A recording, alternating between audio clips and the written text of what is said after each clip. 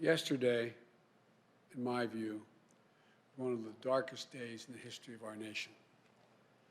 An unprecedented assault on our democracy.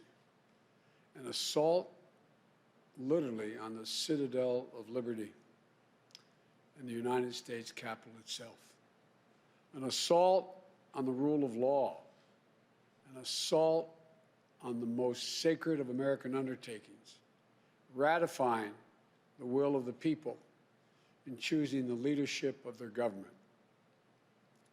All of us here grieve the loss of life, grieve the desecration of the people's house.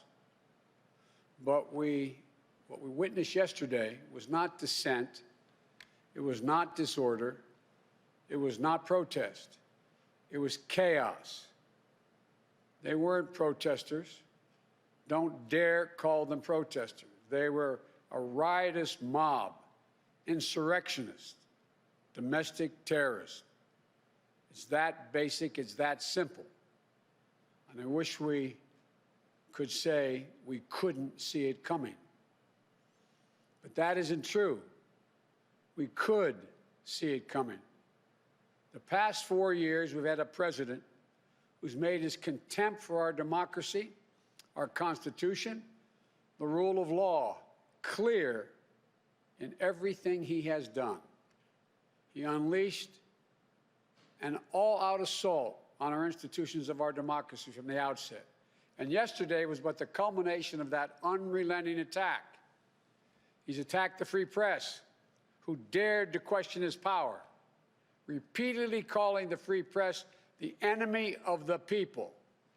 Language, at the time he first used it, I and others said, has long been used by autocrats and dictators all over the world to hold on to power, the enemy of the people.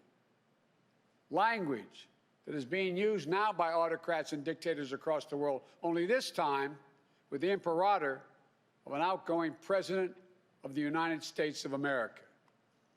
He's attacked our intelligence services, who dared tell the American people the truth about the effort of a foreign power to elect him 4 years ago, choosing instead to believe the word of Vladimir Putin over the word of those who've sworn their allegiance to this nation, many of whom had risked their lives in the service of this nation.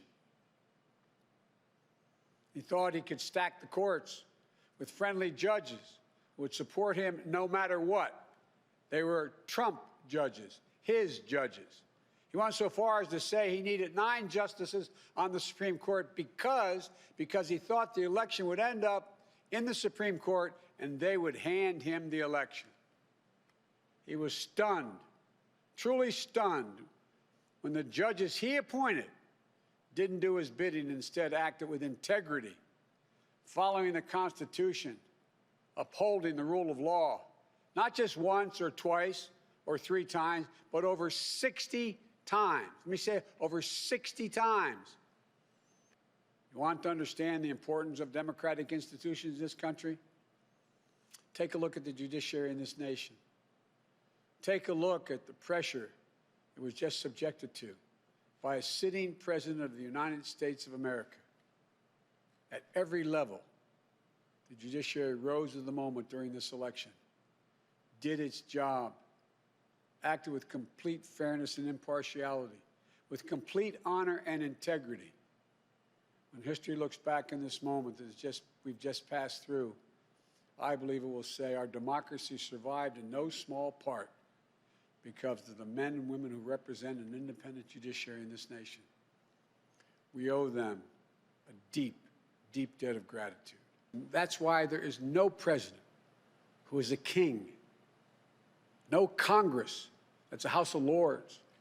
A judiciary doesn't serve the will of the president or exist to protect him or her. We have 3 co-equal branches of government, co-equal.